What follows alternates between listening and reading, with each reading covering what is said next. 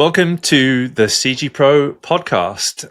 This is episode 82, and today we have Thomas Hollier with us, who is a digital artist and visual effects supervisor, comes from a really interesting history in visual effects going all the way back to one of my favorite VFX movies, Starship Troopers.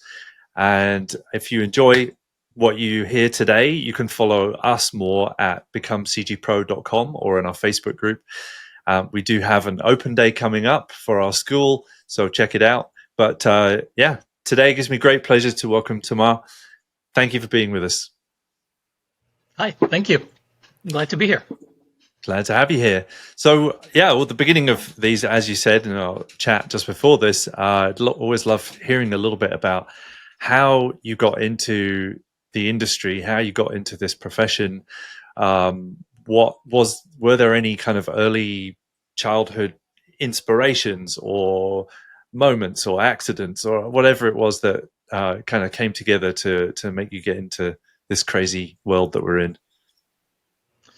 Yeah, it's funny. When I was like 13, I was really into building model planes, and just gluing the parts together and painting them and hanging them from my ceiling. I also lived in Versailles and literally across the street from the palace, and I would, spend a lot of time exploring. It's got this huge yard, and it's just this endless field of exploration. And so I think those are, two things later that I kept with me. And later I studied film, and a friend's dad had access to a Targa tips system in like 1988, and it was this digital paint software, and just my my mind just went boom, and I just knew that, okay, this is it. Because I was studying film and I love film, and clearly right then I knew, okay, this is what I want to do. So Wow. then I found out that those systems cost $15,000. So so instead I bought an Amiga computer. Oh And man, I wanted one of those. yeah. And basically I kind of, that's where it started. I did 3D, and then I realized, oh man, this is just like building those models when I was 13. This is so cool. And so I just, from there on, I came down to LA, and I started doing freelance work. I built a small studio doing flying logos and simple Amiga based animations, and then learned SGIs and Explore. That was the name of the software, and then I ended up at ImageWorks. So yeah. Very cool. And when you studied, you mentioned you studied film. Was it kind of general filmmaking? Did it involve any kind of special effects at the time? None at all. It was it was San Francisco State University. They had this film production program. So it was a 2-year program. We learned 16 millimeter film, splicers and flatbeds, and they actually had some optical printers. So I did actually do a bunch of optical printing at the end of the day. My thesis movie, although it was a bachelor's, so I don't think it's a thesis, but my final project was involved a lot of Super 8 footage that I blew up to 16 and did all sorts of effects with. So I think I was always drawn by the process, really, rather than the story, per se. So, but I also learned a lot of film theory, which I think is, I value that a lot in this work.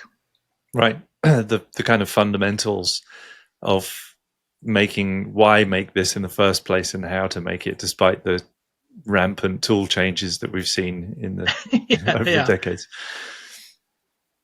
And also just understanding how humans and how cultures read images, and what are the ways that one tells a story, through editing and through just all the filmmaking tools basically. And so that I've always thought it was really helpful to get a very critical set of tools to kind of analyze how one makes movies and conveys meaning in stories. What was it particularly then about visual effects and CG that caught your attention over, say, directing or camera or other filmmaking?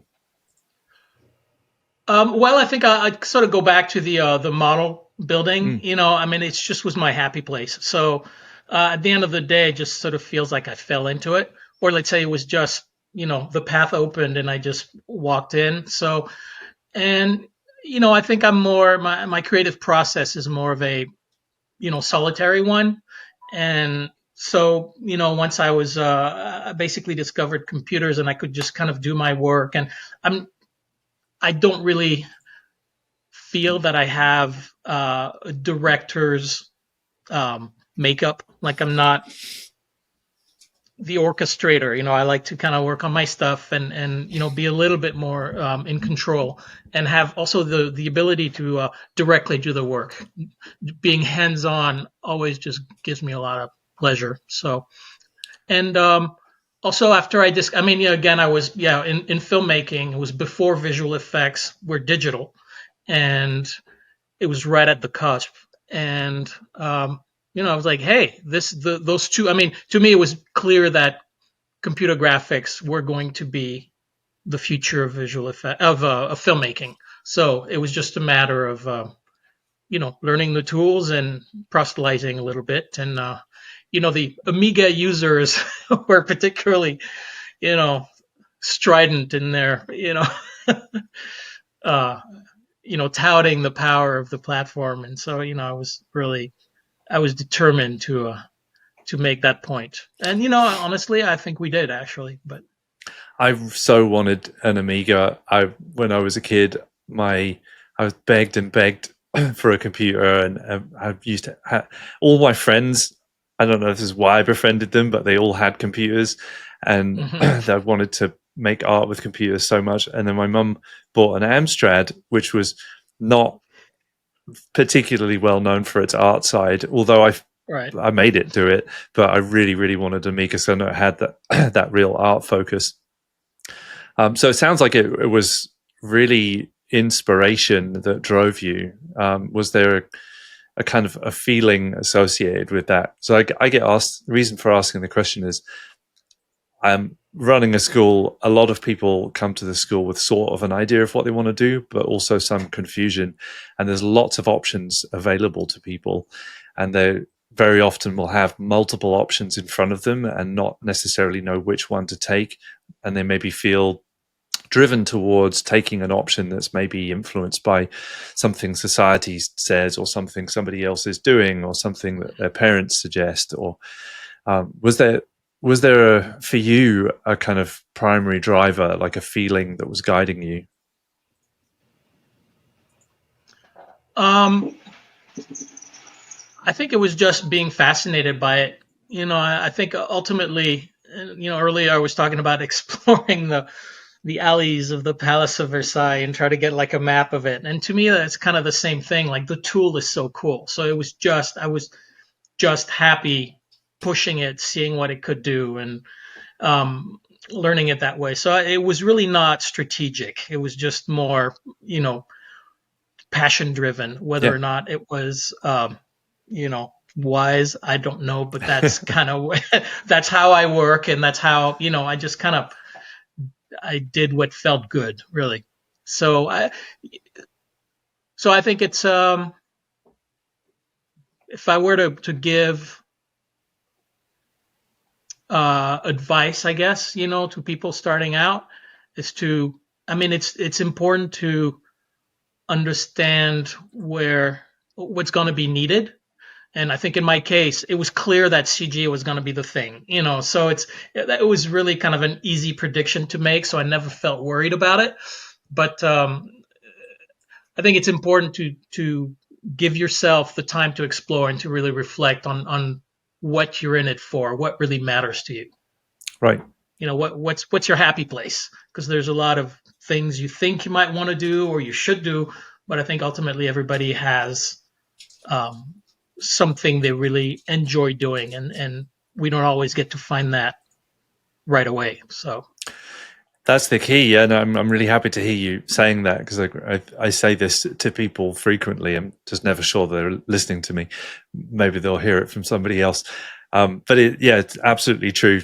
Experimentation and trying things and reflecting on them and thinking about why you're doing something in the first place and being really true to yourself. That's a lot of what I'm hearing you say is being really real with yourself about you and what you want and what's available and what you like and what you're good at and being real about that. Right. There's so many other And things in life that can steer you, like other people's opinions that could steer you.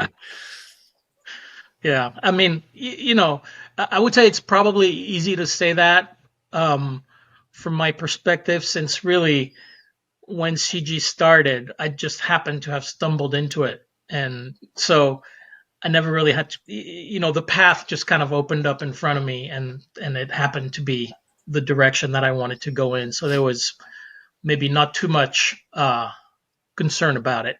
So, but Yeah. still, I think the But there's plenty of other things you could do, like yeah, hairdressing or yeah, plumbing or accounting, or I can see you're yes, into yeah. experimental clockmaking from your background. Oh yeah, yeah, yeah.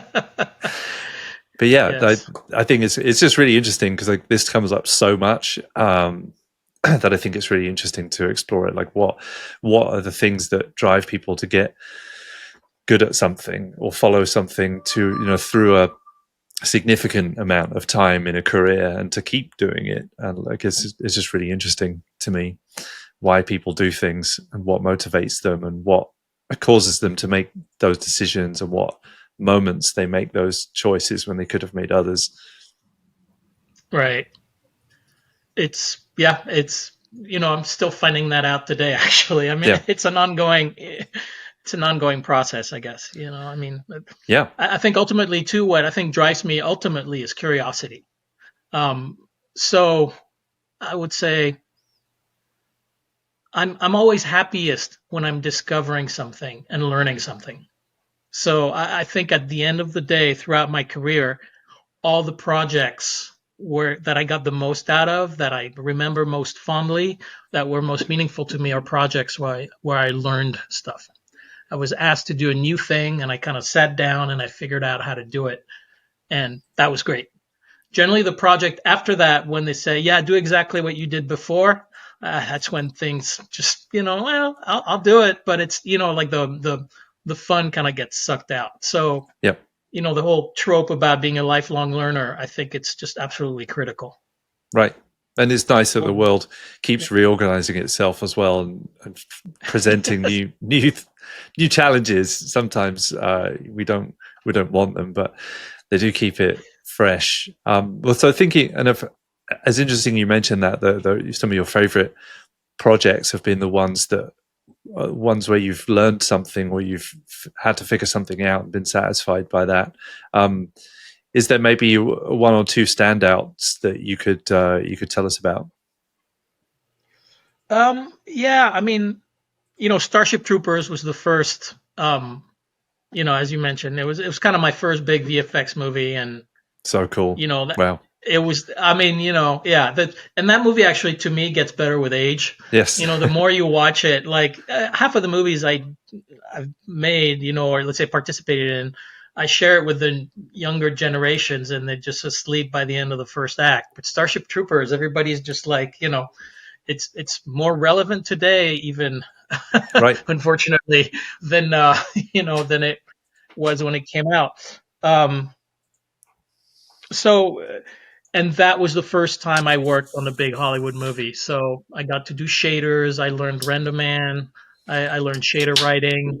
That was very, very exciting. I worked on all the space scenes, or most of the space scenes, with all the giant, the Klendathu attack, and um, with all the great crew at ImageWorks. And so yeah, that was actually also one of the very last movies with giant miniatures that they built. After that, spaceships were CG basically. Yep. Um, and I worked on Open Season, which was a really fun movie as Cool. well.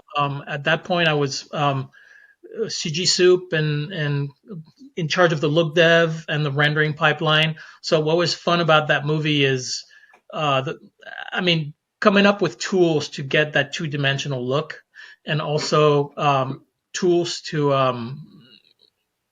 optimize the pipeline so we could push all these furry characters through a RenderMan frame. And so that was a lot of delayed rib archives and a lot of, that whole thing that's now kind of the core system of USD, where it's this hierarchical systems of little containers that contain other containers. We kind of were building that at ImageWorks at the time between Polar Express uh, and then yeah, into open season. So that was a really fun movie, and I think it holds up. It's funny, actually. I still laugh at some of the jokes in it, which is always nice.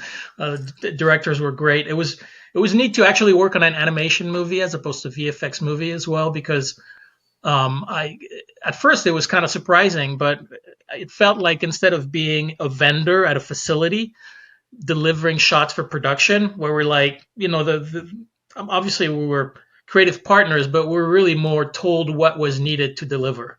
Whereas in the animation world, on open season, we really were part of the creative team. So somebody came in and said, "Hey, we need to do a rabbit, and this is how our character designer sketched it." And we're looking at it and we go like, well, if you put the shoulders down here, it's going to be a lot harder to animate. Can we have the shoulders higher up? Be like, oh yeah, no problem.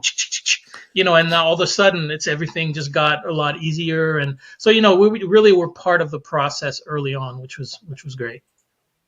That's cool. And I would say the last project that to me was kind of the highlight is a project with Imagineering. I worked on Flight of Passage, which is the big simulator ride based on Avatar. Cool.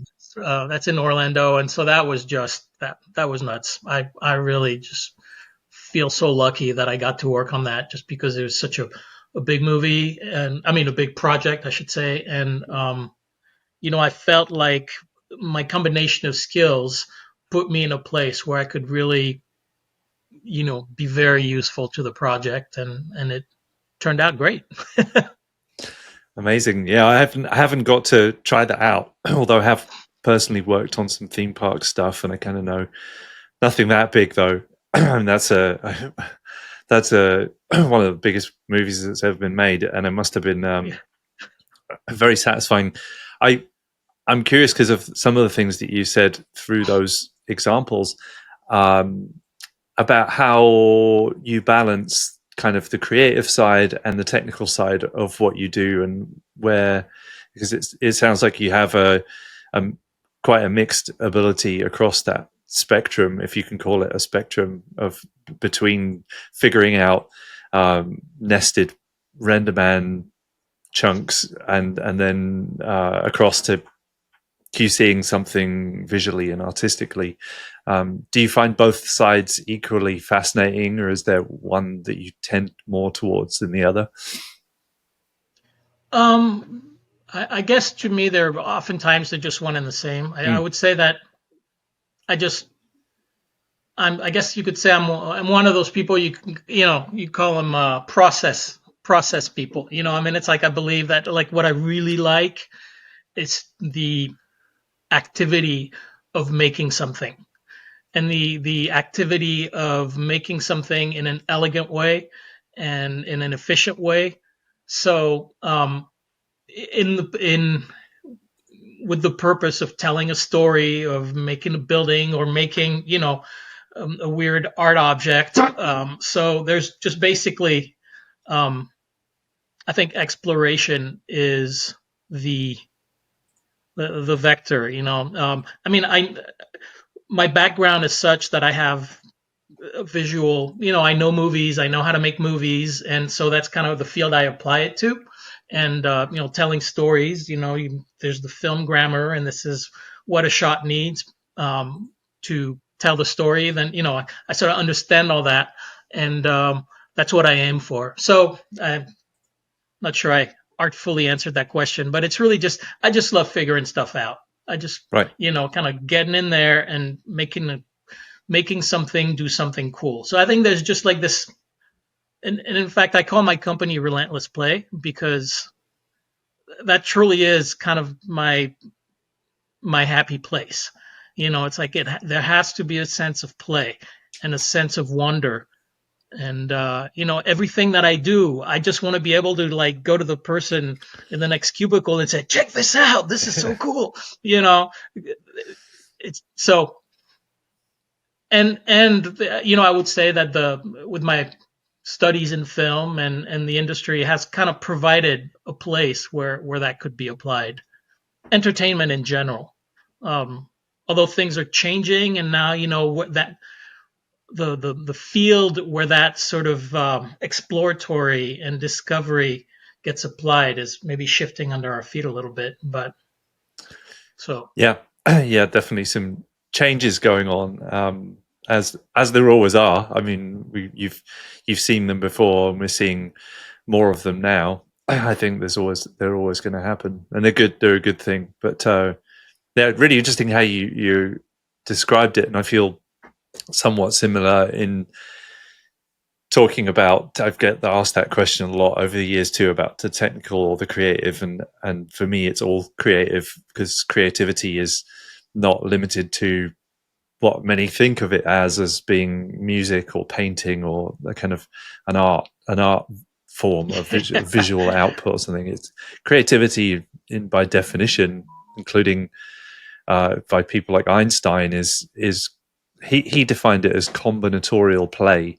So I think that's a really yeah, interesting way of expressing it, especially in light of what you said about the play aspect, because in that you're allowing yourself to push things together that maybe someone hasn't to combine before in sort of new and novel ways, whether that's a technical challenge you're facing or a storytelling challenge or an aesthetic challenge. right, exactly. I mean, it's yep. You said it very well. Yeah. And creativity is in talking about it, I think it's something, as we were chatting before about the creative process and about the journey as an artist, and we've talked a little bit already about um, your journey into the industry, and you've already given some insights about how you've made choices that you've made about getting into the things that you have. How, as someone who's progressed and worked on some iconic movies that we all know, and done it for a while, how do you keep the passion for this alive over a longer period of time? Um, well, it's a journey. I mean, let's see. First, I just want to go back just for one sec to make a point. Is that Sure. as far as not people who say, "Well, I'm not an artist," that just drives me nuts. Yeah. I mean, I Yeah. can't. I don't have. I can't draw, but it doesn't mean I'm not an artist. And again, just the word art versus art is a thing, but being creative is an action. And I think that people we call artists are happy when they are in the activity, not when they're looking at their final thing. So That's it's right. something to always remember, the flow state. Even though it's Hollywood, and it's not always a kumbaya kind of place. You can still be in the flow and really get into your work in that way. And um, so the follow up, it's like, how do you keep up the passion? I mean, that's one thing to take a look at. I mean, I think it's important to be as fearless as possible, or Mm, let's say to not be afraid. And in hindsight, there are certain things that I hung on to for a little bit too long because I had a job and I had a good salary. But once the industry moved and I had to choose to stay here and find a new direction, I realized, oh wow, I was so the way I imagined my what I did was so narrow and restricted. So the whole idea of change being hard, but then allowing you to grow is um, definitely there. Um, yeah, I think it's just picking up. I think curiosity again. Mm. Curiosity. Maybe that's it. Maybe that's the answer. Curiosity is how you keep the passion. Is how you because I mean honestly, like this thing you see behind me, it's made with Arduinos and it's made with stepper motors. And honestly, I have zero training other than like, damn that these 3D printers, man, they're so cool. How do they work? And it's just you look it up on the internet and and then I learned it's like, you build it once and then there's like this blue smoke coming out and you go like, that's not the way. So you try and figure out why the smoke came out and then you make sure it doesn't, you know. So yeah, curiosity I think is just like looking around and you know, asking yourself questions. How does this work? I wonder how they do that. Or, I want to do that. I want to figure out the magic. Right. So it's all about cultivating awe and curiosity. And, I mean, the tools we have now are absolutely mind blowing compared to, where we were when I started. Oh, absolutely. Yeah. Kids don't know how good they got it. Being able to Yeah. see something in real time. We used to have Yeah. to program every part of it. We didn't even have an interface. Yeah. I remember my first 1 gigabyte drive was like this big and weighed probably about 10 pounds. Yeah. Yeah. Absolutely. Yeah. It's a journey, and it's interesting that it keeps reinventing itself. And Yeah.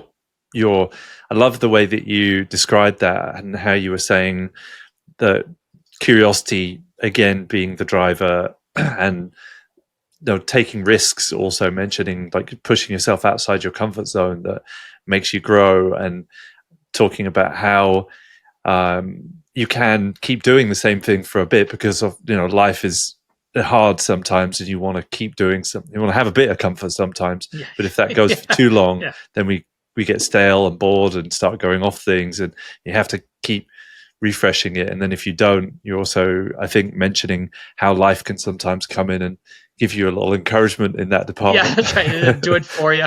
That's right. Yeah. Well, it's Yeah. super cool. No, it's true. Anyone who's listening to this just by audio, go check out the YouTube video and look at Tomar's art behind him in the video version. It's well worth it. I'm glad you brought that up again because I was going to ask whether it was one of your creations. Yeah, for sure. Yeah. I mean, I mean, in that, so what's interesting about that is as far as the curve, the curve of the arc, I guess, of my career story, I guess, the way I see it is when we started Starship Troopers, there was, I mean, there was no versioning. People saved stuff in their home directories, and it was just there was no pipeline, and it was. I mean, I'm maybe exaggerating a little bit, but we were definitely winging it. Um, and through the next, maybe 15, 20 years at ImageWorks and in other facilities as well, but I was at ImageWorks, we little by little started building a versioning and publishing pipeline. All the naming conventions, the color spaces became kind of corralled. ACEs came out of that, and all these standardization. Like Rob Brito had a lot to do, and well, Rob and all the software people at ImageWorks had a great hand in um, making standards open source, and then USD came in and Katana, all these.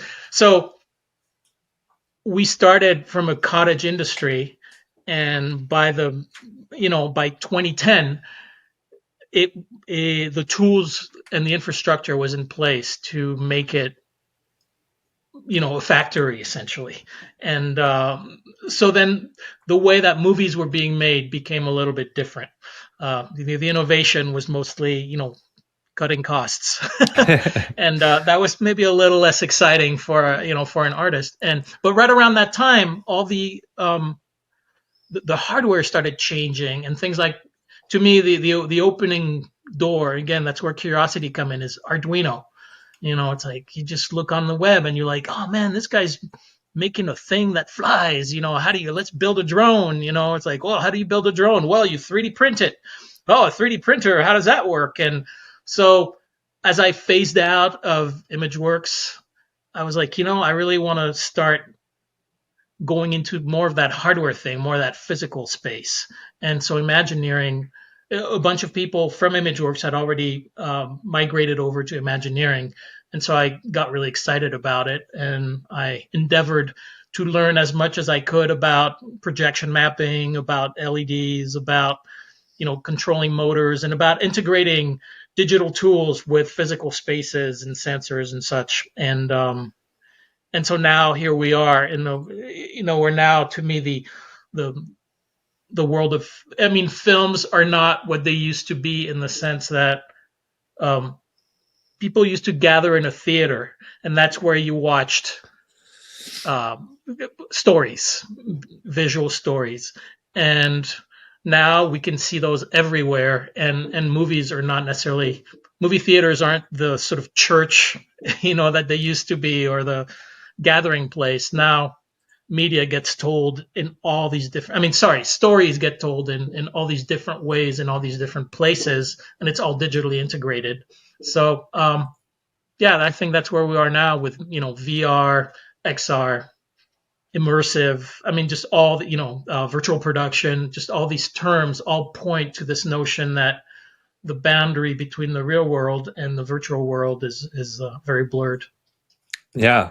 Oh, there's about 5,800 more questions that came up as you were saying all of that.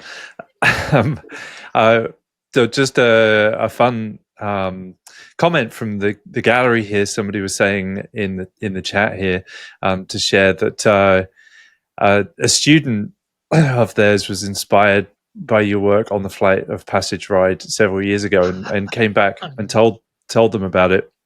And she then knew from that experience that she wanted to be an Imagineer. And then last Oh, year, wow. apparently after graduating from SCAD, she was hired as an Imagineer at Disney and kind of accomplished that dream. But it came from the Wow. inspiration of experiencing one of your works. Oh, wow. That's awesome. You never know what it's going to do Yeah. when you're Yeah. in the thick of it. That's Um, really cool. yeah, yeah. So um, there were so many things that you mentioned there that I want to dig into more, including certainly Imagineering and the changing face of film and how people are trying to tell stories and building story worlds. Somebody has asked another question here in the chat about how can you get the energy of an indie set on a project? Is that a thing that you can influence? Is there? It's an interesting question, because I think, as you were saying about the dawn of visual effects and about how kind of pirate ship like it was, and how it became a little bit more of a production line. When I felt that too. I felt like I kind of joined the party of visual effects after the pirate ship phase, and it was amazing still, but a lot had been figured out. And then getting to go work on Jungle Book, that was completely a pirate ship. There was no power in the room when we walked in, and it was just no hard drive, and there was no pipeline for sure, and we had to kind of build it from scratch. So I think that can repeat itself for sure. But is there it's an interesting question. Somebody asked, how can we get the energy of an indie set on a project? Well, I think I guess what I would say, well, one thing that's interesting now is there's so many more broadcast, there's so many more broadcast outputs for it, because I think that, younger demographics now, people don't even really watch movies anymore. The content goes from YouTube channels to TikTok videos to Netflix series, and you can cater to small audiences in a very targeted manner, or you can kind of aim for much more mainstream and broad media. So I think I think you have to be clear about which is which. I think that's probably that would be my recommendation. Like the bigger the broadcasting pipe. You're hoping to conquer, the harder it's going to be to maintain that spirit, because there's all these financial pressures, there's all these different, corporate players usually, and so it's really tough. And so individual vision is harder and harder to express in those environments. But there's lots and lots of nooks and crannies and other places where you can develop your own audience, and you can have that indie vibe all the way through. But then you have to be clear, what the of the work you need to do, and can you afford to do it, and what does that mean, so I think there's a lot more ways to put your work out there, and what you choose will really impact the quality, I guess, or let's say the vibe, of the experience of making it. So, there's, I mean, and it's kind of in another media altogether, but I have a friend who's a great guitar player, and he has a studio in his garage, and a very small publishing house. He records artists and he tours, and he has a website, and he's very well respected, and people know him, people that are fanatics of his music, and he makes a living. He's not rich, he's not like a huge star or anything, but so he's really tailored his audience to what he wants to do. So I think that now people have all the tools they need to do that. I mean, you got an iPhone, Premiere, Blender, and AI. I mean, you're off to the races. So back in the day, when I made my 16 millimeter film in film school, that cost $5,000, and you needed to buy the stock, and you needed to make sure it was exposed right, and you needed a editing table and a lab that would give you a deal on short ends and all that stuff. So hopefully that answers the question. Yeah. I don't think you can keep that. I think it's I don't believe, at least, that keeping that independent vibe on large scale projects is realistic. But I Yeah. think there's plenty of places where you can experience that excitement. Right. Yeah, and places that are a little more unusual, maybe like you mentioned, Imagineering as a place that was full of curiosity and discovery. And as I was saying, with virtual production at its kind of early stages, especially, and still, I believe lots of things being figured out. Wherever things are being figured out for the first time, there's probably more of a chance of experiencing those things because they haven't been worn into a groove yet. But and Yeah, and those actually, I mean, yeah, I didn't mean to necessarily say that it couldn't be exciting, and I think there's a lot of individual places where one can make a really important contribution. right, And I think ultimately, along with curiosity, I think one of the great, for me at least, I'm I'm really happy with a job when I feel like I'm useful in a very unique way. And there's a million ways of finding that experience on large projects as well. yeah, So it's just you can't, you have to be realistic about the size of the contribution you're going to be able to make, and how personally how that contribution will reflect your true deeper personal values. right.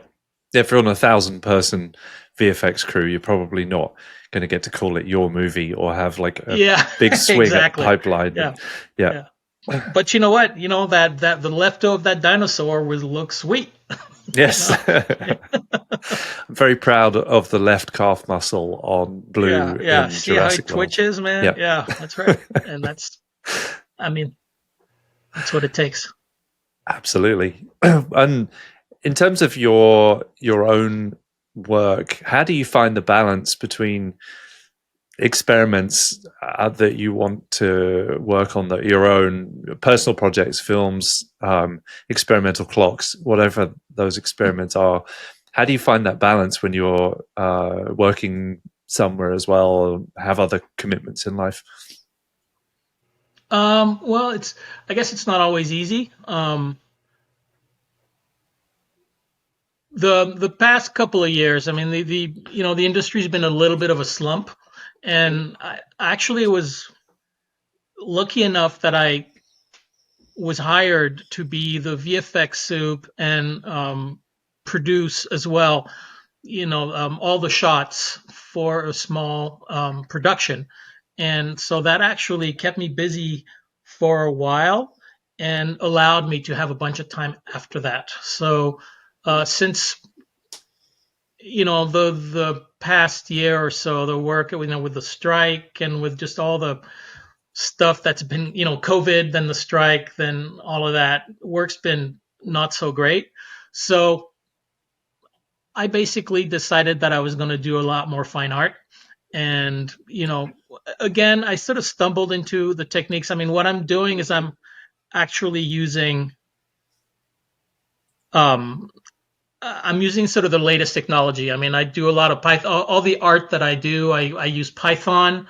I use all the AI models. Well, not all of them, because there's a new one There's every. a lot of There's like, them. yeah, it's just like, okay, yeah, I just got done learning that one. How now it's obsolete, But I've been really actually the one thing that I'm very excited about that's always been in the back of my mind is Gaussian splats and photogrammetry and playing with all that. So right now I'm knee deep into making art, trying to figure out how to use those tools and make striking visuals with them. So yeah, I always have some engine with all the parts taken out, digitally speaking. Um, Right. so Back to that curiosity thing again. It's yeah, that's the driver, and that's always going to be there. New possibilities open up for you, and you are exploring them basically. exactly. Yeah, I mean, I mean, it's not necessarily super comfortable to not, to be freelancing basically. So I've in the past couple of years, I've done freelance work, and in between those jobs, I focus on the art. I just came back from France, where I had an art show of a lot of the images that I that I printed, and it's all stuff based on video, on open CV scripts that I've been writing that process and manage all the images. And so now I'm back here, and I'm sort of getting back to they promised that 2025 will see a pickup in the industry. So we'll see what's out there. But yeah, I think it's also really important. I mean, it is really important to maintain a creative practice, basically. To just really have a space where you can just let your mind go and you can make something that is not for a particular purpose, but just for the process of learning and discovering. And I kind of believe that it's from that the innovation really comes. So that's why I give myself the time to learn, even if I don't know if I'm going to make any money from it or if it's going to lead anywhere. But I think it's just a frame of mind of learning. Keeps you young, keeps things exciting. And there's again, I mean there's so much with Unreal, with nerfs and Gaussian splats and AI. I mean, it's sometimes it's actually a little bit overwhelming. Yeah, I haven't seen this much new stuff in my whole career Yeah, over the I know. last few years, with all the advances in real time, watching kind of the whole visual effects pipeline be reinvented again, just to render in real time, and then seeing all the AI stuff appearing and more.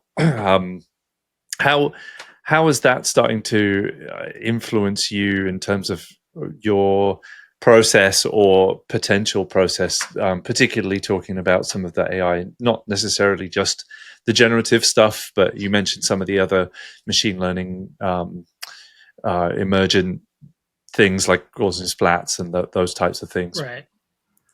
Um, well, I think Gaussian splats are. I mean, yeah, in my mind, that's that's a huge thing in the sense that, to the extent that we still even watch photos, that photos are still relevant. I think that Gaussian splats are photos on steroid. You capture little environment and you can show it to people. Um, so I think it's really cool. I think for production, it's obvious that, okay, we're in a location and we could rebuild it in CG in case we miss a shot, or we can, do a data capture and then it's available to us on an LED screen, and we essentially can do pickup shots whenever we want very easily. Um, so I think that's a huge deal. And then I'm really interested in all the tools, like all the segmentation models that create maps for you, and all the tracking stuff. Again, this every week there's a new one, and it's like, oh, this one's much better and much faster, and so it's hard to stay up on that. But so I think I think to me the thing that I focus on now is integration. So where it used to be that, okay, you learn Maya, you learn RenderMan, and you make pictures. Now it's you design the workflow, and you have nodes that are compatible. And actually, that Comfy UI, I don't know if you're Yeah. familiar with it, but it's the AI for I'm sorry, the UI for all these AI models.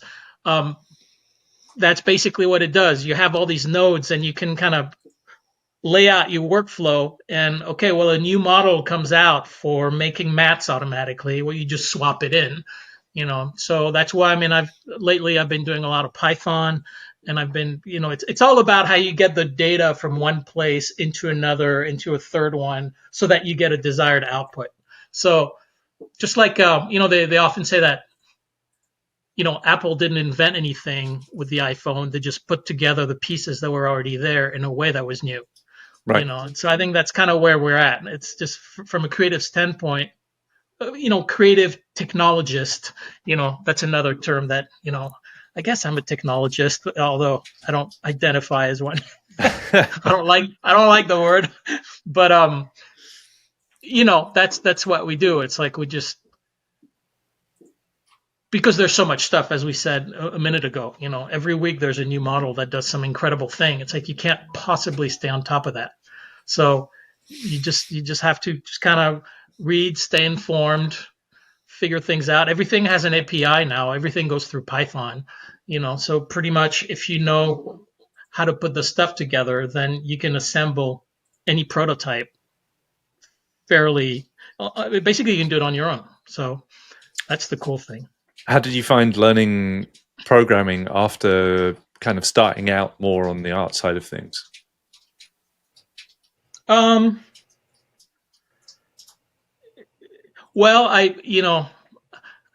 lot of times in my work, I'm like, I wish I'd paid more attention in my math class when I was a teenager, because I think that would have been helpful. But Maybe you had more fun because you didn't. yeah, I don't know. Yeah, the jury's out, I guess. But I mean, I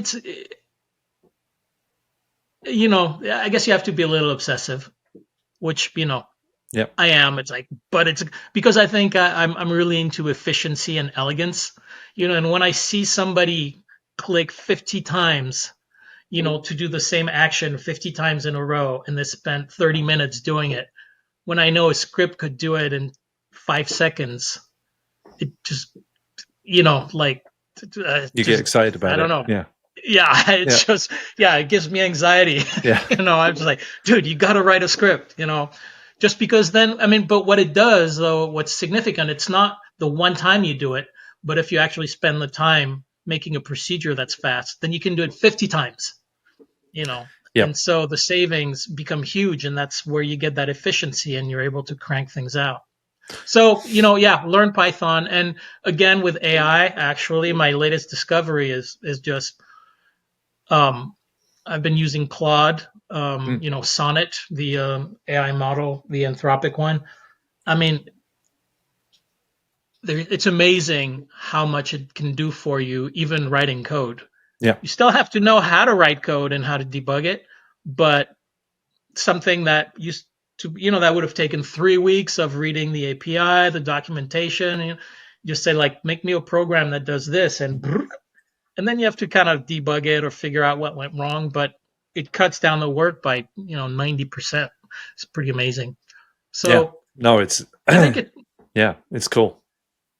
I think artists. I think artists sometimes. Again, it's that dichotomy between being an artist and a technician, and I don't buy it.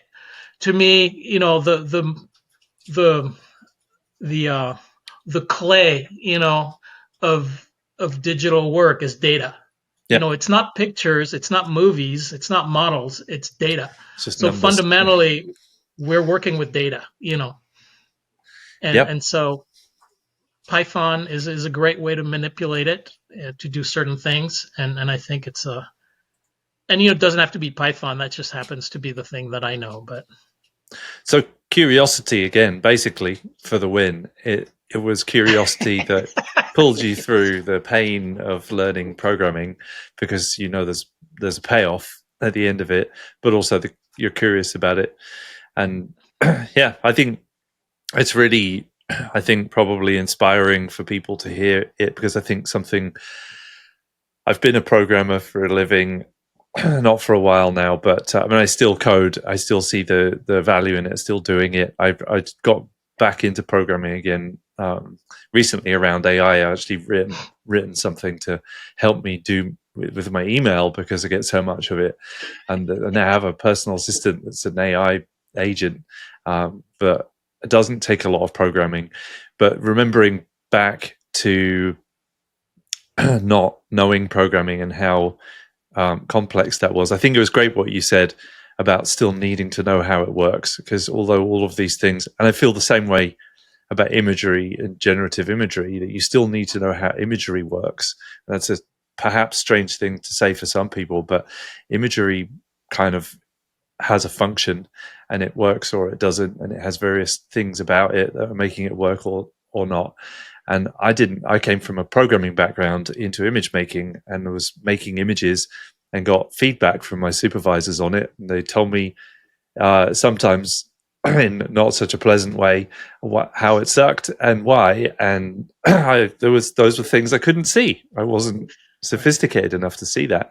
So knowing how these things work is important. You can't just have the robot do it all for you, because at some point it stops understanding what to do, and you need to understand what's going on. So I think it's really good yeah, that you made that distinction about programming needing to understand it, even though these things are accelerators. When I was a programmer, we would write some code from scratch, but most of it we were finding procedures that had been written here and there on the internet, bolting them together and smoothing off the edges, and there was a combination of those things. And this is really a similar thing in a way. It's just getting you there a lot quicker and much exactly. bigger, Yeah, but you still need to know what's going on, for yeah. sure.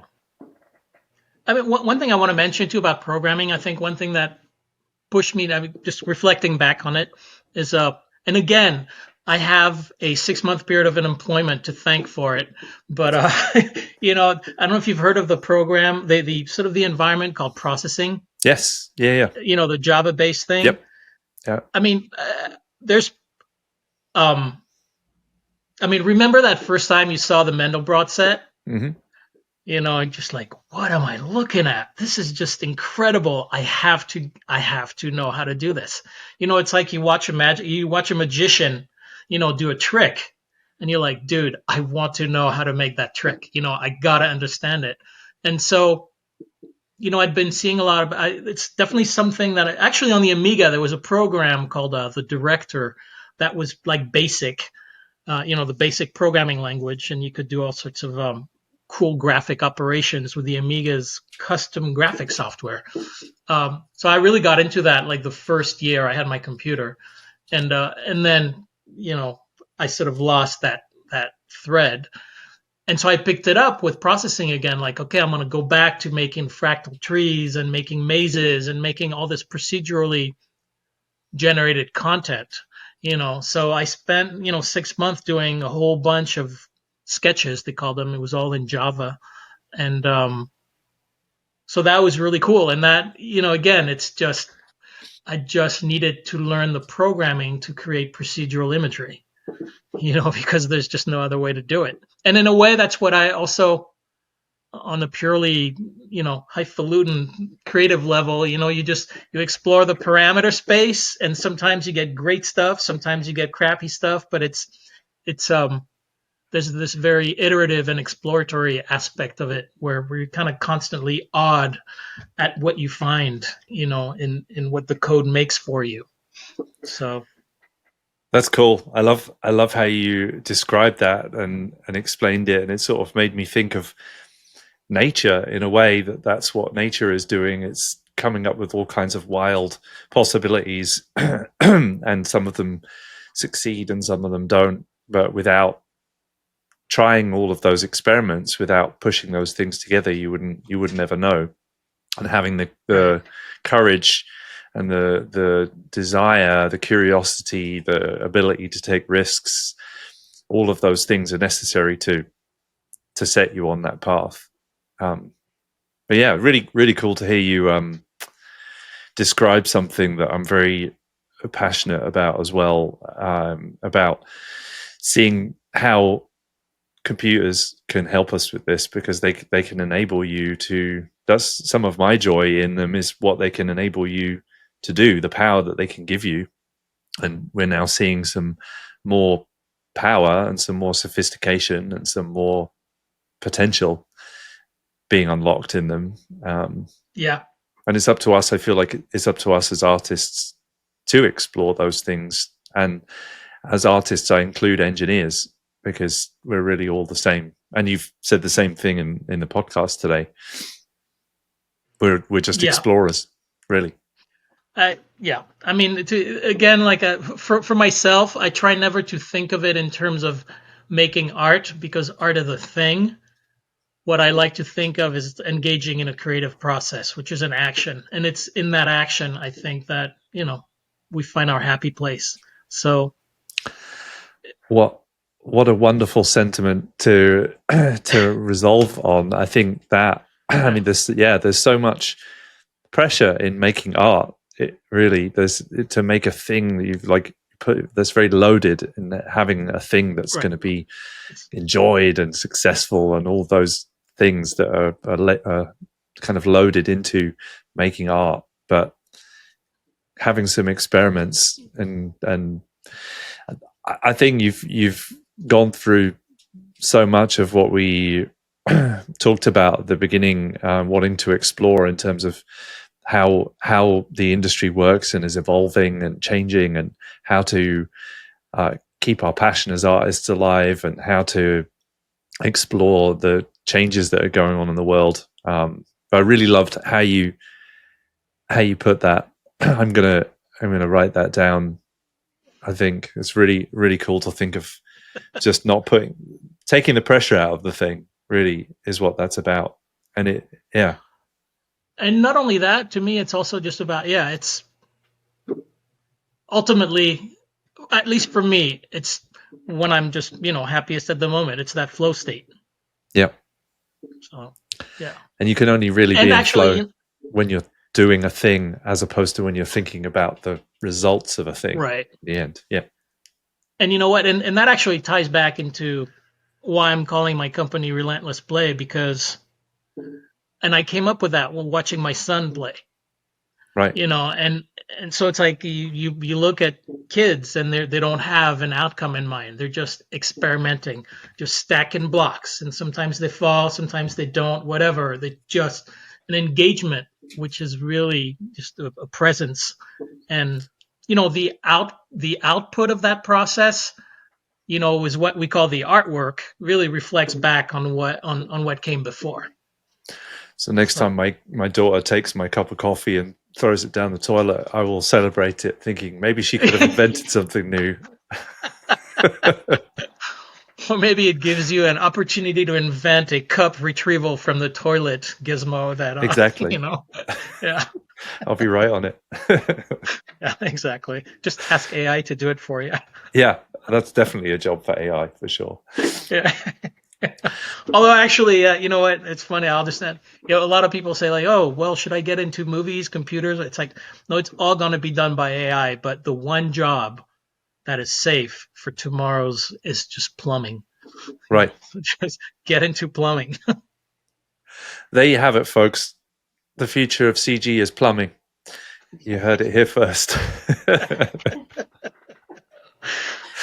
Oh boy. Yeah. Yeah, I love the places that this conversation has taken us. I feel like we could have many more of them. And as we wrap up, is there any places where people can find your work or follow anything you'd like to share with the community? Yeah, I mean, basically, I have two websites. One is Relentless Play Art, where I have a lot of my artwork that I've shown in galleries and such, and a lot of experiments with nerfs and Gaussian splats. The other website is Relentless Play VFX, where I have a lot of my production work, both at Sony Imagineering and a lot of the independent work and freelance work I've done since I was there. So feel free to visit, and you can friend me on Instagram or whatever the kids are doing these days. I don't do TikTok. Me too. Well, holding fire on that one just for a second as well. Yeah, I'm gonna go check those out as well. But thanks for sharing those, yeah, and we'll definitely post those out. Yeah, there's some cool stuff there. I'm gonna take some time later and check that out. .com cool. for .com, yes. for everybody who's curious about that. Cool. Well, thank you, Tamar.